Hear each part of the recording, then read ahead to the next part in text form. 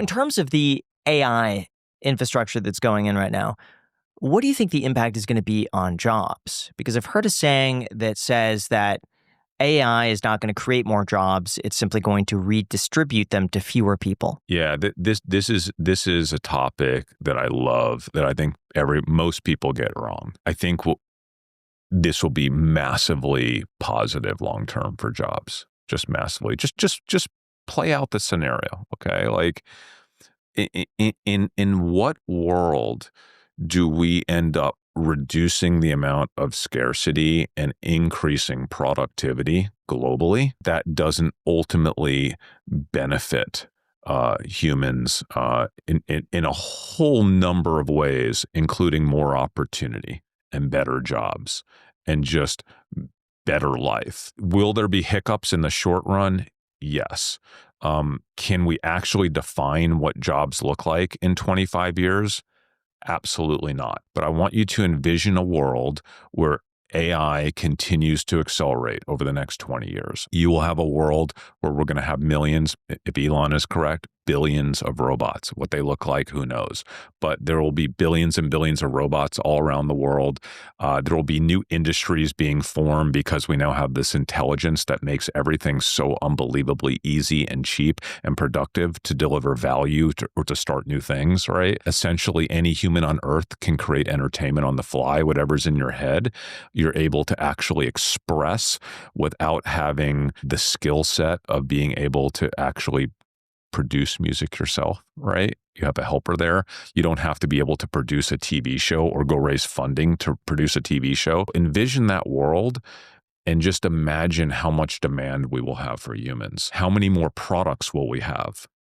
How many more machines will we have that need to be serviced and delivered and taken care of and sold? A world with more things requires more work from humans, right? So like, I am 100% convinced in this.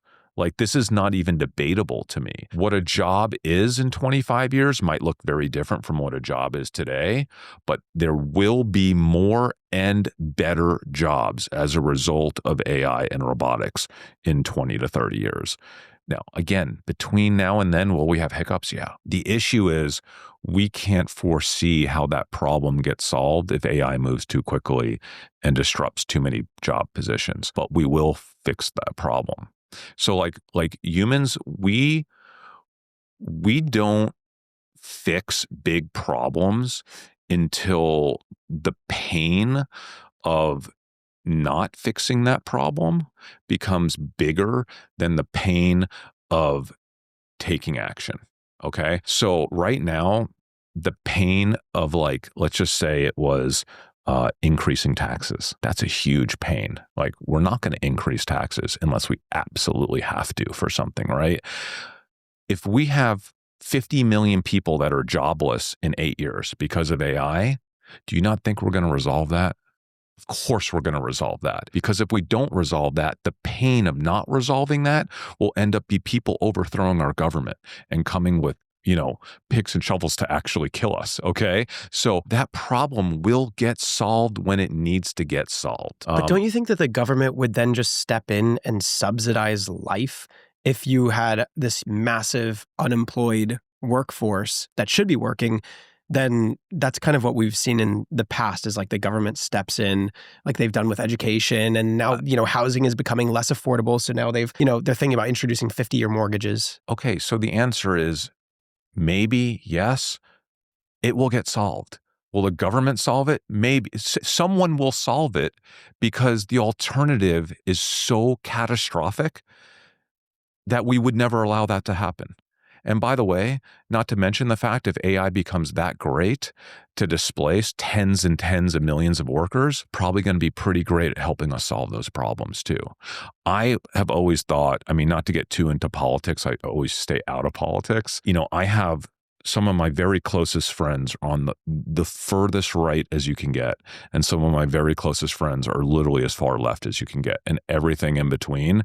And I've just been this guy in the middle my whole life. I kind of call myself like like a radical centrist, because I just like to solve problems. So much of this is about misunderstanding and miscommunication and sentiment and feelings, and people just not coming up with solutions because we have all these obstacles to coming up with solutions. AI doesn't have that. I think AI is going to actually play a really big role in helping us solve all of these huge problems that we have today when it comes to how do we spend money as a government, because that's what most people on the right have an issue with. I don't think billionaires or millionaires would have any issue paying more taxes if they had confidence that the money was being spent appropriately to help humanity. I really don't, and to help their neighbors, and because that benefits them, right? Because those people are their friends, their family.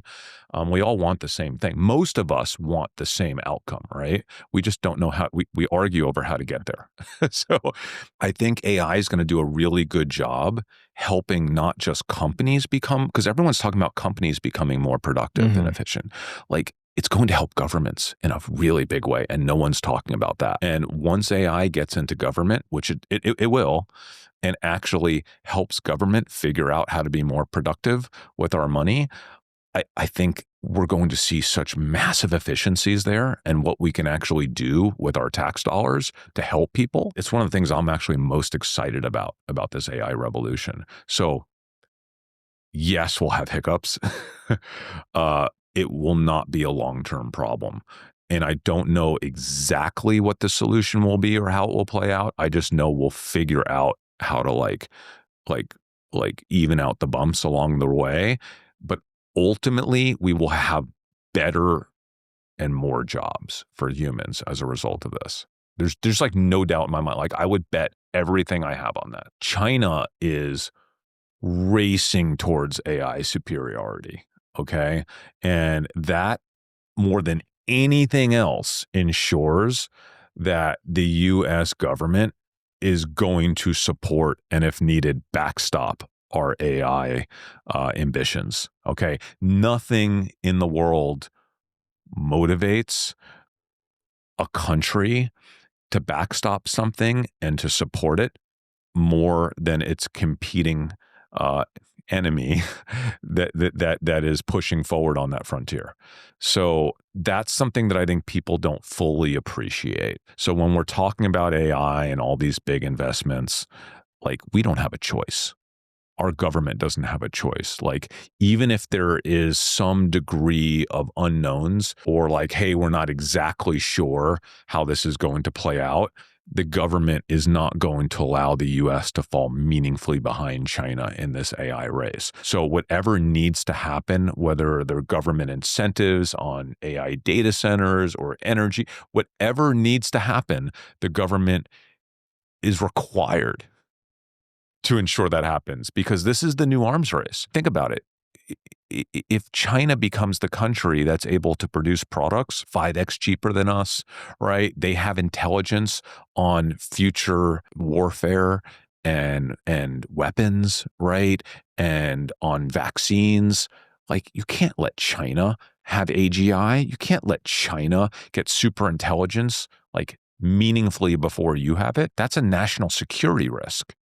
So there is an inferred backstop here on the sector, which is the government. Now, the CEOs are not going to talk about it because Sam Altman kind of he kind alluded of to did, it. and it created quite a stir. But it's there, guys. It's there. We all know it's there. They all know it's there. Sam knows it's there.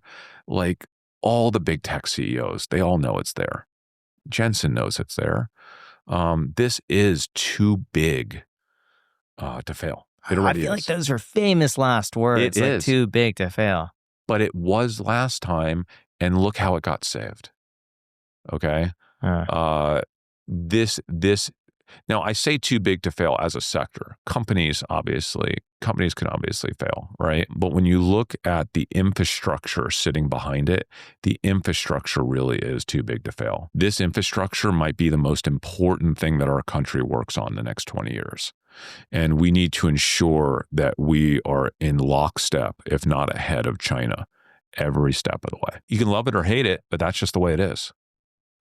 And that adds to my confidence level, because there will be moments that will be really rough along the way. There will be moments when, like today, Mhm. like complete freak out moments, maybe way, way worse than today. The government's going to be there. You think they're going to let our AI superpowers just completely fall apart and let China move forward with AGI and superintelligence and have access to all the next generation weapons and warfare and But vaccine? doesn't that then mean that it's really going to be the taxpayer who ends up funding AI? Possibly. And do you think this is the reason why they're investing so much right now? Because they know we can't go belly up because the government wouldn't let us. So we may as well take riskier bets right now. There are a lot of reasons to take those big bets because, again, it's an asymmetrical risk reward. If AI does what everyone believes it will, and again, it's not about us reaching AGI in like 2 years. It could be 10 years, 15. It doesn't really matter. We've already seen enough. We know where it's headed. Mhm. You can't not be part of that. It's just so obvious. It's like saying you're not going to be part of the internet when it came out. Like, listen, it didn't cost that much to be web oriented as a company when that happened. This just happens to cost more, but you can't just not be part of it. Even look at what Apple's doing right now, right? Behind the scenes, you know that like Apple's trying to figure out a way to leverage Google, to leverage all the stuff they're doing. Apple has a lot of data for Google. I think this is what you're going to see really soon. Apple is going to lean on Google's models for all their AI the next few years. And I think they're going to get a great deal for that because Apple has so much crucial data for Google to share back. I think that's going to be the deal that plays out. But even Apple, who's behind on AI, they will catch up. Does it worry you about the circular financing nature? No, not at all. Why? It's what has to happen. The circular financing is a huge problem if this doesn't work out. So explain the circular financing to. So basically, if you're NVIDIA and you're essentially financing your customers to buy your own chips, essentially, there's a lot of different ways that it's happening right now. If your customers go belly up, you're taking the hit too, right? So that's where we get into trouble. Circular financing could be not such a bad thing if everything moves in the right direction. If this whole thing falls apart and we're not able to monetize artificial intelligence at the corporate level, at the consumer level, if there's no monetization that eventually comes in over the next 5 to call it 8, 9, 10 years, that's a problem. And yeah. So think of the circular financing as leverage. It's just NVIDIA and Jensen have a strong thesis and they have a lot of conviction the same way I do. And they're willing to place a little bit of leverage on it. The way that they're doing that is they're taking their cash and rather than just giving their cash back to shareholders, they're spending their cash to allow their customers to do bigger and better things with their chips. That's it.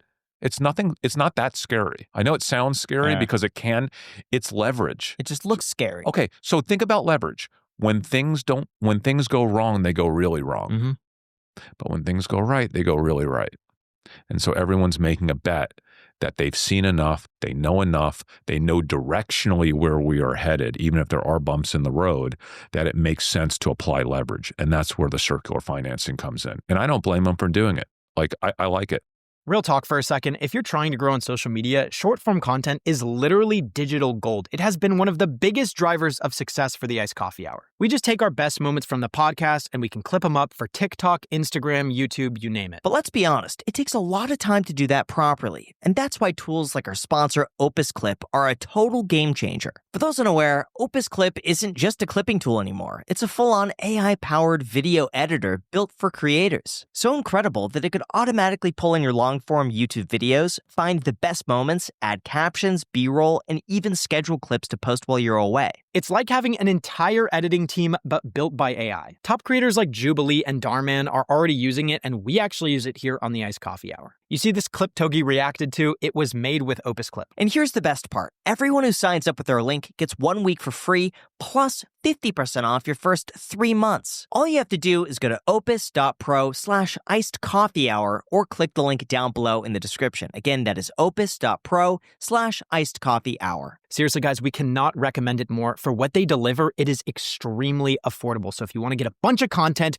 super fast built by AI, I highly recommend Opus Clip. Thank you so much to Opus Clip for sponsoring this episode.